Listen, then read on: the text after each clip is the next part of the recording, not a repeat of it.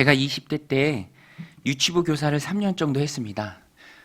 유치부는 유치해야 잘 할 수 있습니다. 그래서 제가 열심히 유치하게 했죠. 그런데 그 유치부 아이들 중에 한 명이 항상 이 유치부만 오면 우는 거예요. 설교해도 울고 분반 공부를 해도 울고 항상 우는 겁니다. 그래서 선생님들이 좀 힘들었어요. 돌아가면서 그 아이를 얼르고 달래고 하는데 힘들죠. 울기만 하니까 엄마 없다고. 그런데 어느 주일이었던 것 같아요. 평상시처럼 그 아이가 들어오더니 신기하게 더 이상 울지 않는 거예요. 웃으면서 예배에 참여하고 분반 공부도 하고 유치부에 잘 적응하는 모습을 보았습니다. 그때 제가 한 가지 깨달은 게 있는데 그게 뭐냐면 지금도 깨닫고 있습니다. 항상 때가 있다라는 거예요. 사람마다 때가 있고요. 울지 않을 때가 있고 때가 있죠. 우리들도 아이들 키우다 보면 야, 이 아이들이 언제 크나 그런 생각을 하잖아요. 그런데 어느 순간 막 커 있어요. 저도 아내와 이렇게 육아를 하다가 지칠 때 서로 좀 위로해 주는 말이 있습니다. 그게 뭐냐면 한때야 이거예요. 한때야. 무슨 말입니까? 지금 힘들지만 곧 나아진다라는 거죠. 한때입니다. 정말로 저희 아이들도 첫째, 둘째를 많이 커서 어렸을 땐 그렇게 아빠 좋다고 따라다니더니 지금은 시큰둥해요. 큰 거죠. 정상적으로 잘 크고 있는 겁니다. 제가 집에 갈 때 번호키 누르는 소리 나면 아이들이 문 앞으로 뛰어오다가 저인 걸 보고 그래요. 아, 뭐야, 아빠잖아. 이러면서 자기 방으로 인상 쓰면서 들어갑니다. 그러면 서운하기보다는 그래, 다 컸구나 이제 이런 마음이 들어요. 여러분, 사람의 일도 다 때가 있습니다. 정한 때가 있어요.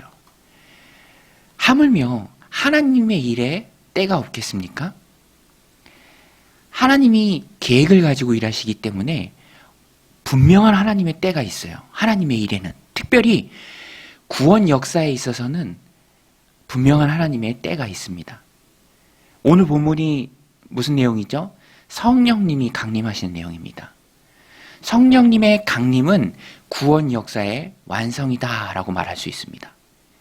그런데 이 성령 강림이 정확한 하나님의 때에 이루어졌다는 거예요. 하나님이 원하시는 그때가 언제죠? 오늘 본문에 보니까 오순절이라고 나옵니다. 오순절. 오순절에 대해서 간략히 설명을 드리면 오순절은 유대인의 3대 명절입니다. 구약에 나오는 3대 명절이 뭐죠? 유월절, 오순절, 그리고 초막절입니다. 유월절은 애굽에서 이스라엘 백성들이 장자들이 다 죽어나갈 때 어린 양 보혈의 피를 예수님의 보혈을 상징하는 그 어린 양의 피를 바른 집 안에 있어서 생명을 구한 거죠. 죽음이 넘어갔습니다. 넘어갈 월, 유월절, 패스오버. 그리고 오순절은 그때부터 50번째 되는 날입니다. 유월절 지나고 첫 안식일 다음 날부터 50번째 되는 날. 그래서 헬라어 성경에 보면 펜테코스테라고 되어 있고요. 이것을 우리말로 가지고 오면서 번역을 해서 다섯을 뜻하는 오, 또 열을 뜻하는 순 합쳐져서 오순절. 구약에서는 7일이 그러니까 일주일이 7번 있었죠. 77이 49, 77절 혹은 맥주절. 보리 수확을 하고 그 보리떡을 만들어 먹었죠. 맥주절이라고도 불렀습니다. 이 날의 의미는 광야 생활하는 동안 메추라기와 만나로 연명하던 이스라엘 백성들이 가나안 땅에 정착하고 첫 수확물을 거두고 첫 수확을 허락하신 하나님께 감사하는 날이었습니다. 그러니까 추수감사절과 같았죠. 땡스기빙과 같았습니다. 그리고 3대 절기 중에 초막절 있죠. 초막절은 광야 생활하던 그 날의 기억을 잊지 말자. 그렇게 의미를 부여해서 유대인들이 이스라엘 백성들이 지켰습니다. 그런데 이 유대인들은 멀리 사는 타국인이라 할지라도 타국에 머무르는 디아스포라 유대인이라 할지라도 이 명절은 항상 지키고자 했어요. 그래서 6월절에 올라왔고 6월절에 올라온 사람이 조금만 더 있으면 3대 명절 중 두 번째 오순절까지 같이 지킬 수 있으니까 대부분의 사람들이 이 디아스포라 유대인들이 빼곡이 예루살렘에 모여서 오순절을 지켰습니다. 그때 이제 성령의 강림이 있었던 거예요. 오늘 말씀 1절입니다. 오순절 날이 이미 이름에 그들이 다 같이 한 곳에 모였더니 예수님의 제자를 포함한 120명이 모여 있었습니다. 열흘을 같이 모여 있었어요. 어떻게 알 수 있냐면 예수님이 유월절 어린 양으로서 십자가에 달려 죽으시고 부활하신 때가 안식 후 첫날, 즉 주일이었습니다. 그때부터 50번째 되는 날이 유월절인데 그 기간 중 40일은 제자들과 함께 계셨죠. 40일째 되는 날 승천하셨으니까 지금 오순절 성령 강림까지 제자들은 딱 열흘을 기다리고 모여 있었던 것입니다.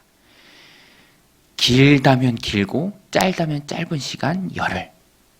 열흘이 지나서 약속하신 성령을 하나님께서 보내주신 거예요. 2절 3절입니다. 호련히 하늘로부터 급하고 강한 바람 같은 소리가 있어 그들이 앉은 온 집에 가득하며 마치 불의 혀처럼 갈라지는 것들이 그들에게 보여 각 사람 위에 하나씩 임하여 있더니 성령이 강림하실 때 세 가지 초자연적인 현상이 있었는데요. 바람과 같은 소리, 또 불의 혀처럼 갈라지는 것들, 그리고 마지막이 좀 중요한데 방언이었습니다. 이 방언은 지금 우리가 흔히 하는 기도 방언은 아니고요. 외국어 방언입니다. 말 그대로 배운 적도 없고 교육받은 적도 없는데 네이티브 스피커가 돼버린 거예요. 외국어를 줄줄줄 말하는 것입니다. 존 스토트는 이 세 가지 현상을 상징으로 해석했어요. 바람과 같은 소리는 그 바람은 성령의 권능, 능력을 상징합니다. 성령님이 임하시면 능력이 임해요. 또 불은 정결함, 즉 거룩을 상징합니다. 불순한 것들을 다 태워버리잖아요. 우리를 정금처럼 거룩한 하나님의 사람으로 만듭니다. 성령이란 말 자체가 하나님의 영, 거룩한 영입니다. 성령이 임하시면 거룩해지죠. 그리고 마지막으로 성령의 세례, 성령의 충만한 가운데 있었던 결과로서 방언을 말했습니다. 이것은 성령의 도구를 말해요. 성령님이 주시는 도구, 방언. 얼마나 놀랍습니까?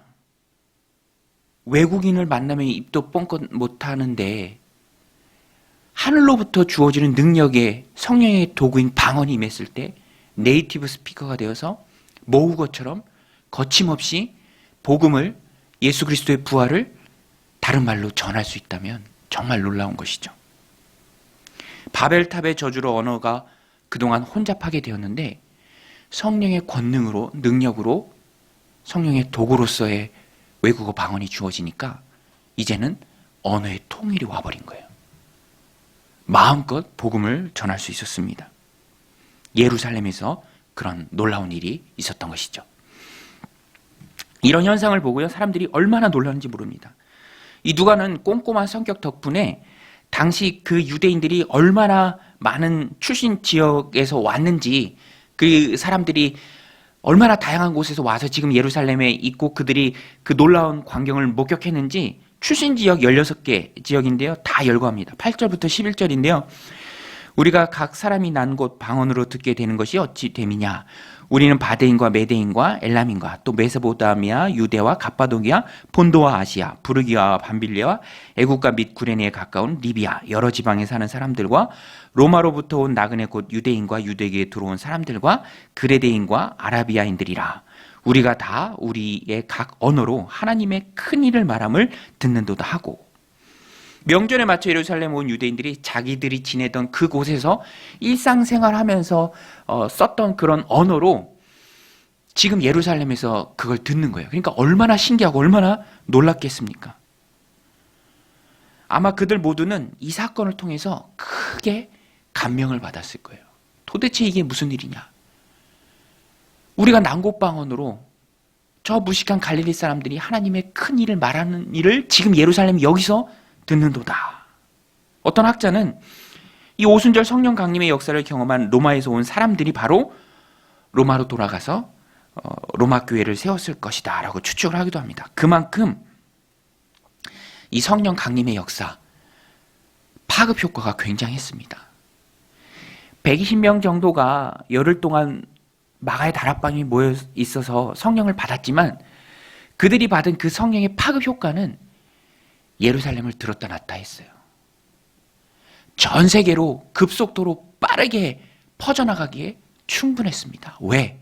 그날이 바로 하나님이 계획하신 날이었기 때문에, 하나님의 때였기 때문에, 그날이 바로 많은 이들이 모이는 오순절이기 때문에.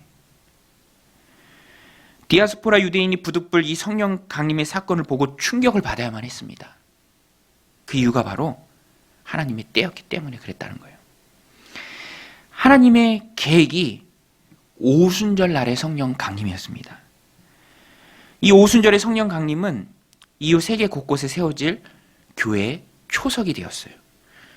쉽게 말하면 성령 강림의 놀라운 사건을 목격한 디아스포라 유대인들은 사도들의 이후의 교회 창립에 대해서 초벌구이 역할을 했습니다. 제가 붙인 말이에요. 초벌구이 역할. 무슨 말인가? 5절 말씀처럼 6월절부터 오순절로 이어지는 명절 때문에 흩어져 있던 사람들이, 그 디아스포라 유대인들이 예루살렘으로 총출동해 있었습니다. 유대율법의 사람은, 유대인 남자는 1년 3번 꼭 하나님께 보여야 할 의무가 있습니다. 3대 명절. 그런데 당시가 지금처럼 교통이나 편리합니까? 먼 타국에서 해외여행 1년에 3번 하기 어렵잖아요. 그래서 그 의미가 좀 퇴색되었는데, 그래도 6월절 오순절은 붙어 있었기 때문에 이땐 사람이 가장 많았을 때예요. 1년 중 예루살렘의 인구가 가장 많았을 그때입니다. 그때 하나님께서 터뜨리신 거예요. 이제 곧 세계 곳곳으로 흩어질 그 사람들이 6월절 성령의 권능의 역사를 목격하게 합니다.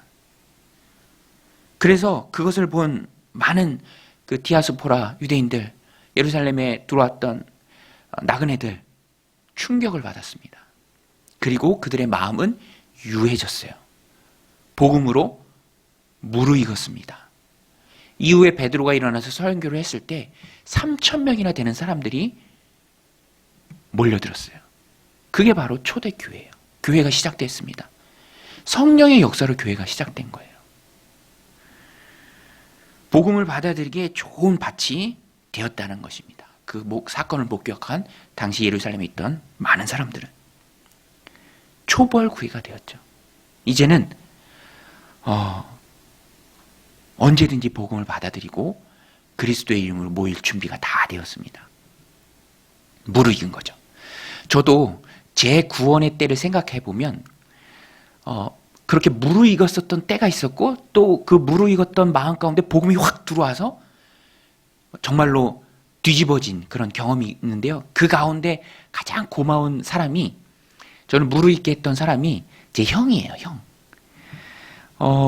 형과 저는 같은 교회 주일학교를 다녔는데 6학년이 되고 중학교가 되면서 주일학교를 졸업했죠. 저보다 1살 많은 형은 먼저 주일학교를 졸업하고 사촌 형님이 다니던 근처의 교회 학생부를 나갔어요. 근데 저는 초등부를 졸업하고도 좀 붕 떠 있었습니다. 잡아주는 사람도 없고 붕 좀 떠 있었어요. 초등부도 아니고 작년부도 아니고.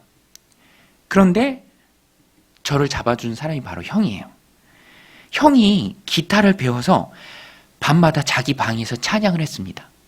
그럼 저는 눈 감고 베개 베고 이렇게 듣기 싫어도 항상 형의 찬양을 들으면서 잠들었어요. 싫지는 않았습니다. 그냥 멜로디도 좋고 저런 노래도 있네 하면서 거의 1년 가까이 그 찬양을 들으면서 늘 잠들었어요. 그러다가 형이 저를 불렀죠. 너도 우리 교회 다니자. 학생부에 나와라. 겨울 수련회를 불렀습니다. 저도 우여곡절 끝에 이제 수련회를 가게 됐어요. 그런데 딱 가니까 찬양 시간에 찬양을 하는데 하나도 새로운 곡이 없어요. 이미 형을 통해서 다 들었던 곡입니다. 그러니까 그 찬양의 시간이 너무 즐거웠고 마음이 확 열리는 경험이 되었어요.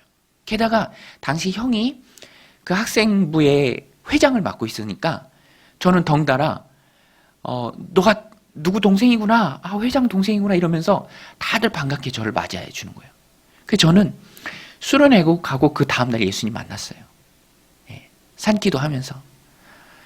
참 고맙죠. 그러니까 형의 찬양은요, 저에게 저를 초벌구이로 만드는 역할을 해주었습니다. 복음이 딱 들어가기 전에 이미 완전히 반 이상 무르익은 그 사람으로 만들었죠. 그런데 오순절 성령 받은 제자들의 그 권능의 모습을 본 유대인들이 그랬습니다.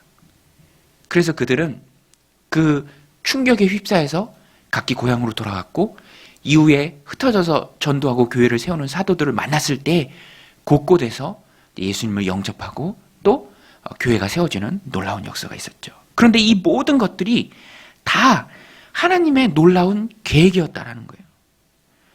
아주 작은 팔레스타인 그 미약한 그 지역, 그 동네에서 시작했던 복음이, 청년 예수 그리스도의 죽으심과 그 부활하심이 어떻게 그렇게 빠르게 전 세계로 흩어지고 퍼지고 또 예수님을 따르는 그 사람들이 세계 곳곳에서 일어날 수 있었겠습니까? 하나님이 하신 거예요. 치밀한 하나님의 계획이 있었습니다.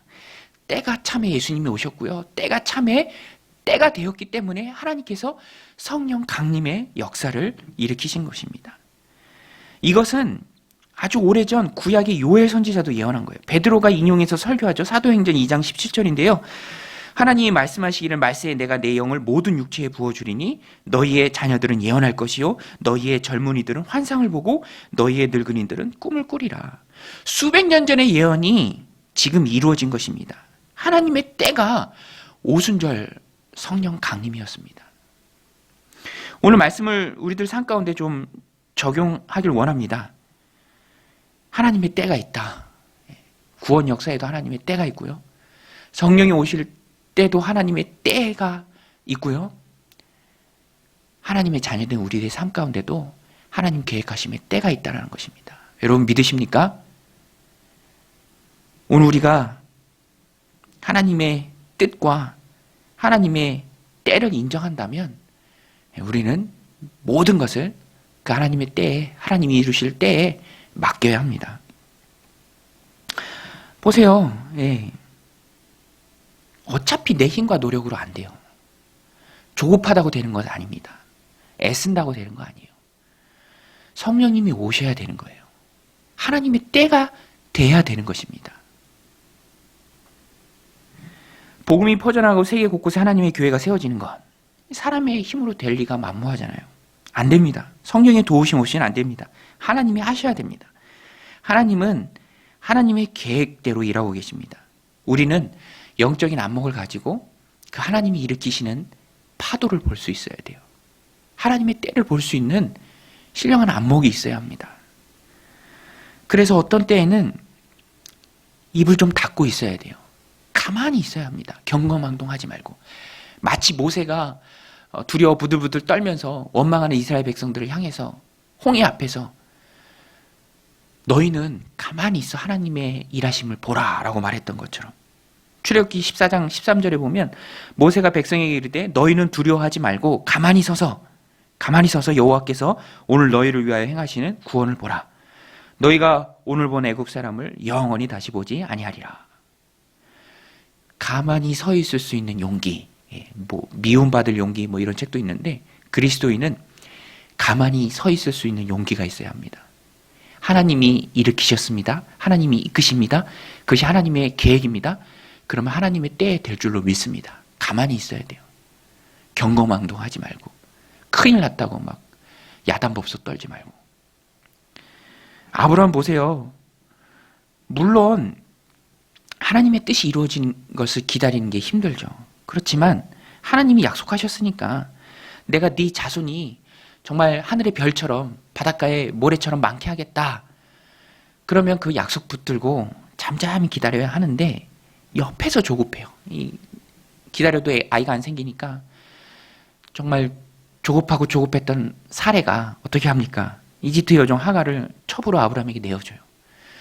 그래도 좀 아브라함은 좀 뚝심 있게 물리치고 기다려야 되는데, 가만히 있어야 되는데 못 이긴 척 하면서 따라요. 안타까운 것은 믿음 없는 행동을 할 때 아브라함이 사레의 말을 따랐다라고 성경에 기록되어 있습니다. 창세기 16장 2절에 보면 사레가 아브라함에게 이르되 여호와께서 내게 출산을 허락하지 아니하였으니 원하건대 내 여종에게 들어가라. 내가 혹 그로 말미암아 자녀를 얻을까 하노라 하매 아브라함이 사라의 말을 들으니라. 예. 하나님의 말을 들어야지 왜 인간적인 생각으로 똘똘 뭉친 아내의 말을 듣습니까? 사람들의 말을 듣고 하나님의 때를 기다리지 못했던 결과가 뭐예요? 근심의 자식 이스마엘이 태어나잖아요. 이 일은 두고두고 인류 역사에서도 가시가 됩니다. 우리는 하나님의 때를 기다릴 수 있어야 합니다. 하나님께 맡기는 것이 믿음이죠. 자녀를 양육할 때도 그래요. 하나님의 때가 있을 것을 믿고 조급해하지 말아야 합니다. 이 자녀를 여러 키우다 보면 기대가 되는 자녀가 있고요. 야, 장차 어떻게 될까 막 기대가 돼요. 근데 또 근심이 되는 자녀도 분명히 있어요. 그렇지만 다 하나님 자녀고 하나님이 키우십니다. 그리고 하나님께 복 받아야 되고요. 하나님이 허락하시는 하나님의 때에 꽃 피울 그 하나님의 때가 다 있다라는 거예요. 그 어떤 강사분이 그렇게 말하는데 참 위로가 되더라고요. 모든 꽃이 봄에 피는 건 아니다. 그죠? 제가 좋아하는 코스모스도 가을에 핍니다. 근데 왜 봄에 안 피냐고 다그치지 말라는 거예요. 왜 다그칩니까? 모든 꽃이 봄에 피는 게 아닌데. 더 사랑해 주어야 하고요. 부모가 조급하다고 되는 게 아니죠. 더 품어 주어야 합니다. 다 똑같을 수 없다라는 거예요. 하나님의 때가 있다라는 것입니다. 성령님은 교회를 세우는 권능으로 제자들에게 오순절에 임하셨습니다. 이것은 분명한, 정말 부정할 수 없는 하나님의 계획입니다. 그래서 천하 각국에서 온 많은 사람들이 이 광경을 현장에서 목도했고요. 그리고 교회는 세워졌습니다. 오늘 우리도 하나님의 말씀을 마음에 새기고 교회의 사역을 해야 합니다. 믿고 맡기면서 사역해야 합니다. 하나님이 세우신 교회이기에 하나님의 때에 하나님의 방법으로 하나님이 택하신 영혼을 구원하는 놀라운 도구로 하나님께서 쓰실 줄 믿습니다. 모든 주도권을 하나님께 드리고 오로지 우리는 말씀 붙들고 순종하며 기도에 전념해야 합니다. 열흘 기도했을 때 성령님이 임하셨고요. 제자들이 말씀 붙들고 흩어지지 않고 예루살렘 마가의 다락방에 모여있을 때 하나님께서 놀라운 역사를 일으켰습니다. 오늘 우리도 하나님이 일으키시는 그 놀라운 파도에 휩쓸리고자 한다면 기억해야 합니다. 하나님께 맡기자. 하나님이 하신다. 하나님의 때에 된다. 교회 사역도 그렇고 오늘 우리 각자의 삶도 그렇습니다. 자녀를 양육할 때도 그렇고요. 하나님 주신 일을 할 때도 다 그렇다라는 것입니다. 오늘 이 말씀을 마음에 새기고 믿음으로 나아갈 때 하나님 보시기에 아름다운 때 초대교회에 허락하셨던 큰 부흥이 오늘 우리가 섬기는 강동정연교회에 있기를 간절히 소원합니다. 그럼 왜 하나님께서 강력한 성령의 역사를 오순절에 일으키셨을까? 똑같은 얘기인데요. 오순절에 맞추어 예루살렘에 운집해 있던 천하 각국에서 온 사람들을 겨냥한 것입니다. 오순절이기 때문에 오순절에 성령님이 오신 거예요. 오순절에 빼곡히 모이는 디아스포라 유대인 나그네들 다 겨냥한 것이죠. 즉 성령 강림의 시기와 목적은 거기에 겨냥한 것을 보면 분명하죠. 목적이 분명합니다. 복음 전파입니다. 복음 전파하기 위해서 하나님이 오순절을 쓰신 거예요. 예루살렘에 모인, 명절 지키기 위해서 예루살렘에 모인 많은 사람들 하나님이 쓰신 겁니다. 그러니까 성령 강림의 역사는 부인할 수 없는 사실이에요. 복음 전파입니다. 왜 성령님이 오셨어요? 복음 전파 때문에 오셨습니다. 복음이 천하 만국에 전파되기 위해서, 교회가 세워지기 위해서. 교회는 헬라어로 에클레시아죠. 이 합성어입니다. 무엇무엇으로부터라는 에크와 부르다라는 칼레오가 합쳐진 단어입니다. 즉 부름받은 사람들, 그들의 모임, 교회, 세상으로부터 거룩함으로 부름받은 사람들, 따로 떼어 모은 사람들. 그런데 이 사람들을 부르는 게 사람이 할 수 있는 일이 아니에요. 누가 사람을 부른다고 오겠습니까? 동호회도 아니고. 교회인데 성령님만 하실 수 있는 일이에요. 사람들을 불러 모아주시는 분이 성령님이에요. 사람의 힘으로 안 됩니다. 성령의 권능이 제자들의 충만히 임했을 때 제자들은 불같이 뜨거운 열정을 가지고 성령의 권능으로 하나님 택하신 사람들을 불러 모을 수 있었어요. 그들을 찾아갈 수 있었습니다. 성령과 복음 전파는 뗄래야 뗄 수 없는 밀접한 관계가 있어요. 성령이 충만한 교회가 성령이 충만했을 때 목숨 걸고 선교했고요. 또 성령이 충만하게 교회에 역사했을 때 교회는 복음 전파의 사명을 다했습니다. 다른 것 다 제쳐두고. 성령의 역사는 그래서 언제나 복음 전파로 귀결됩니다. 연결이 돼요. 보세요. 예수님의 제자 빌립이 어떻게 에티오피아 고위 관리에게 복음을 전하고 그에게 세례를 줄 수 있었습니까? 성령님이 그 마음 가운데 명령하세요. 어디로 내려가라. 내려갔어요. 가니까 에티오피아 여왕 간다기의 국권을 맡은 재무장관격이죠. 내시를 만난 거예요. 마차에 타고 있습니다. 성령께서 얼마나 세밀히 말씀하셨는지 마차에게까지 가까이 가라라고 말씀하셨어요. 가까이 갔더니 그 내시가 두루마리 성경 이사야의 글을 읽고 있는 거예요. 전율을 느꼈죠. 읽는 부분도 딱 메시아에 관련된 그 부분이에요. 그리고 질문도 기가 막히게 합니다. 사도행전 8장 34절에 보면 그 내시가 빌립에게 말하되 청컨대 내가 묻노니 선지자가 이 말한 것이 누구를 가리킴이냐, 자기를 가리킴이냐, 타인을 가리킴이냐. 당연히 타인을 가리킴이고요. 그 대상이 바로 예수 그리스도입니다. 성령님이 다 해놓으셨어요. 다. 에티오피아에 영향력 있는 국권을 맡은 재무장관을 예루살렘으로 불러오시고 마차를 타고 내려가는 길에 성경을 읽게 하시고 하필 또 그 부분은 메시아에 관련된 부분이고 그리고 빌립을 보내시고 복음 전하게 하시고 에티오피아 내시로 하여금 세례받게 하고 다 성령님이 하신 겁니다. 빌립은요 성령님이 차려놓은 그 모든 밥상에 그 일에 그냥 벽돌 한 자 딱 얻은 거예요. 에티오피아 내시에게 즉시로 세례를 주었죠. 예수님을 영접시키고. 그러니까 복음 전파의 능력자는 성령님이십니다. 교회의 시작과 끝이 성령님이에요. 성령의 역사가 놀랍습니다. 그래서 우리는 정말 성령님을 꼭 붙들어야 합니다. 왜 오순절에 성령님이 오셔야만 하는지를 깨닫는 순간 성령님을 꼭 붙들 수밖에 없어요. 그래서 교회는 늘 성령으로 충만해야 합니다. 그래야만 교회의 본질적인 사명인 영혼 구원하여 제자 삼는 사역을 완성할 수 있는 거예요. 교회를 교회 되게 만드는 것은 끊임없는 성령의 역사입니다. 만약에 성령이 교회에서 떠나간다. 그러면 그냥 동호회 수준으로 전락하는 거예요. 놀이하는 겁니다. 놀이. 동호회 놀이. 더 이상 교회라고 부르기가 민망해요. 제가 어떤 분 설교에서 들었는데 이게 사실인지 그 미국에 있는 어떤 교회인데 한인교회인지 미국인 교회인지는 제 기억이 안 나는데요. 어떻든 그 교회가 소유한 건물 그 아래 유전이 발견됐고 그것이 개발될 예정이었습니다. 거액의 보상금이 교회로 들어오게 돼 있었어요. 없던 돈이 생기니까 교회가 혼란에 빠집니다. 이걸 어떻게 할까? 이 돈을 어떻게 할까? 경론 끝에 교회가 그렇게 결론 내려요. 그냥 교인들끼리 n분의 1로 나누자. 나눠 갖자. 뭐 거기까지는 그럴 수 100보 양보해서 그럴 수도 있다고 합시다. 그런데 문제는 그 다음이에요. 그 다음부터 교회가 새신자를 안 만든대요. 내 몫이 줄어드니까 어디 새신자를 받습니까?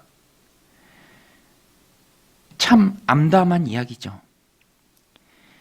교회가 아닙니다.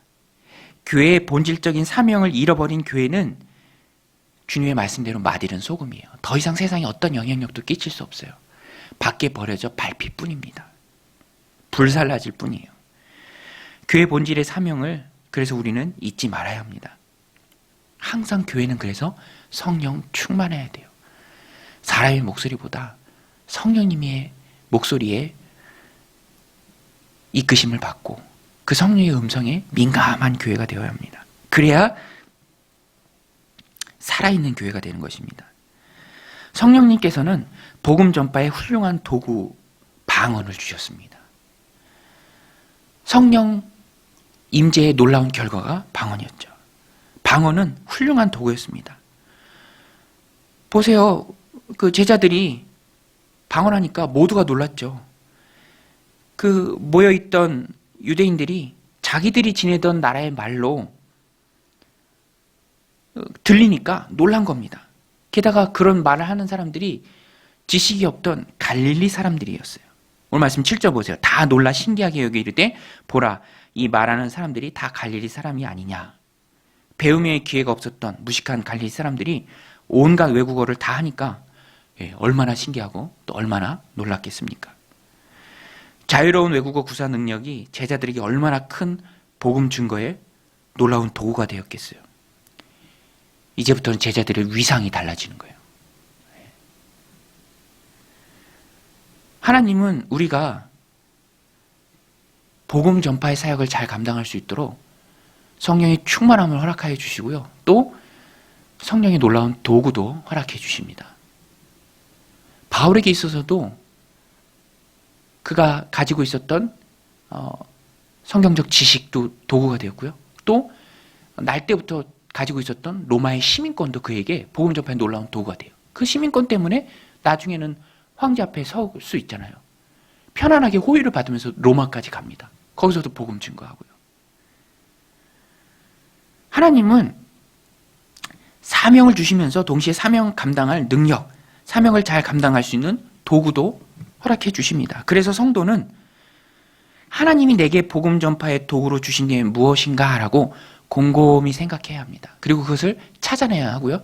찾아낸 그 도구를 복음 전파하는 일을 위해서 영혼 구원하고 제자 삼는 일을 위해서 잘 사용해야 합니다. 살피는 중에 꼭 발견하고 그것을 사용하는 것. 저도 어머니 아버지가 열심히 피땀 흘려 일하시면서 목장하시면서 저를 키워주셨기 때문에 저는 비교적 그 재정적인 염려를 한 일은 적었던 것 같아요. 대학 다닐 때부터 특별히 등록금 걱정을 하지 않았습니다. 그냥 등록금 고지서 나오면 식탁에 던져뒀어요. 엄마한테 얘기했죠. 뭐 나왔으니까 내주세요. 대학원 다닐 때도 교회 사역을 통해 늘 채워줬습니다. 그런데 주변 동역자들을 보면 다 어려워요. 막 알바하고 어렵게 등록금 모으고 하나님께서 신학생들을 가난하게 훈련시키는 것 같았어요. 그런데 저는 아니니까 어느 순간부터 좀 고민을 하게 되었습니다. 그런 부분에 있어서 생각을 깊게 해보게 됐어요. 그런 순간 하나님께서 교회를 개척하는데 특별한 도구로 주신 게 아닌가라는 그런 생각을 했습니다. 상황이 그렇게 흘러가니까 그 가운데 또 만났던 말씀이 누가복음 16장 9절의 말씀이에요. 불의의 제물로 친구를 사귀라 라는 말씀입니다. 누가복음 16장 9절 내가 너희에게 말하노니 불의의 제물로 친구를 사귀라. 그리하면 그 제물이 없어질 때 그들이 너희를 영주할 처소로 영접하리라. 세상의 것은 그것이 무엇이 되었든 유형 무형의 무엇이 되었든 그것은 불의한 성격을 가집니다. 영원하지 못하다는 의미에서. 그런데 그 영원하지 못할 것을 가지고 영원을 준비할 수 있다는 거예요. 이 누가복음 16장에 나오는 불의한 청지기도 자기가 곧 쫓겨날 거니까 주인에게 빚진 자들 불러와서 탕감을 시켜줍니다. 그런데 웬일인지 주인은 그 불의한 청지기를 지혜롭다고 얘기해요. 꾸중하지 않습니다. 오늘 우리도 마찬가지죠. 현세의 것을 가지고 내세의 것을 준비하는 게 성령님이 주신 훌륭한 복음 전파의 도구를 사용하는 것입니다. 세상 사람들은 영원하지 못한 것을 가지고 영원하지 못한 생활을 영원할 것처럼 살아요. 그러나 우리는 그렇지 않죠. 짐 엘리엇 선교사님도 자기 일기에 그렇게 썼잖아요. 네. 영원하지 못할 것을 가지고 영원한 것을 사는 사람은 결코 바보가 아니다. 세상은 what a waste, 그 무슨 낭비인가 라고 손가락질하지만 그렇지 않죠. 예. 오늘 우리는 그것을 분명히 알고 있어야 합니다. 저도 그래서 이런 것이 하나님이 주신 복음 전파의 소중한 도구이다라는 믿음과 확신 가운데 교회를 개척할 때 예배당 인테리어에 필요한 시설들을 갖추는 비용을 헌금하고 또 시작했습니다. 제가 일을 진행하면서 또 한 가지 깨달은 게 있는데, 돈이요 참 유용한 도구라는 것을 한 번 더 깨달았습니다. 물질이 주를 위해 쓰일 때 그것이 얼마나 빛나는 가치를 바라는지 참 많이 깨달았어요. 똑같습니다. 하나님이 나에게 주신 재능, 어떤 시간, 열정, 에너지, 직업, 교사들은 보니까 정말 주를 위해 충성하기 좋은 직업이더라고요. 방학 때마다 선교 가고. 그것이 무엇이든지 주를 위해 쓰실 때 거기서 얼마나 많은 영적 가치들이 창출되는지 우리는 깨달아야 합니다. 제자들 보세요. 어느 순간 방언을 받았습니다. 외국어 방언. 배운 적도 없는데 하나님이 주신 놀라운 선물이죠. 그거 갖고 뭐 했죠? 사익을 추구했나요? 어학원 차렸나요? 어디 뭐 통역관으로 취직했습니까? 그러지 않았죠. 복음 전하는 일에 썼습니다. 열심히 복음 전했고요. 하나님 살아계심의 증거로 보였습니다. 오늘 우리도 그 마음을 가져야 합니다. 삶의 모든 초점이 복음 전파에 가 있어야 합니다. 하나님이 허락하신 은총을 복음이 필요한 곳으로 흘려보내야 합니다. 우리는 개척교회지만 올해부터 작지만, 정말 작지만 우리 정육교회 때부터 후원했던 우리 네팔의 조대승 목사님, 작은 금액이지만 후원하면서 선교에 참여하려고 합니다. 주님의 마음은 복음 전파이기 때문에 그래요. 오늘 우리 교회가 아직은 미약하지만 복음 전파는 그 귀한 사역에 쓰임받기 소원합니다. 우리가 정신만 바짝 차리고 있다면, 성령님이 우리를 온전히 지배하고 계시고 있다면, 그래서 교회의 본질인 영혼 구원하여 제사 삼는 사역을 힘있게 붙들고 있다면 하나님께서 우리를 하나님 복음 전파의 소중한 도구로 써주실 줄로 믿습니다. 감사한 것은 우리 교회는요, 아름다운 카페도 이 안에 있고요. 또 이 많은 아파트 거주지에서 가깝다라는, 그것도 도구죠. 유용한 도구를 우리 교회가 가지고 있습니다. 그 모든 좋은 도구를 사용해서 하나님이 우리에게 복음 잘 전해라 라고 주신 것으로 알고, 그런 모든 자원을 동원하여 하나님 나라의 확장에 헌신하는 우리 강동정육교회, 또 저 여러분들이 다 되시기를 주님의 이름으로 간절히 축원드립니다. 우리 기도하시겠습니다.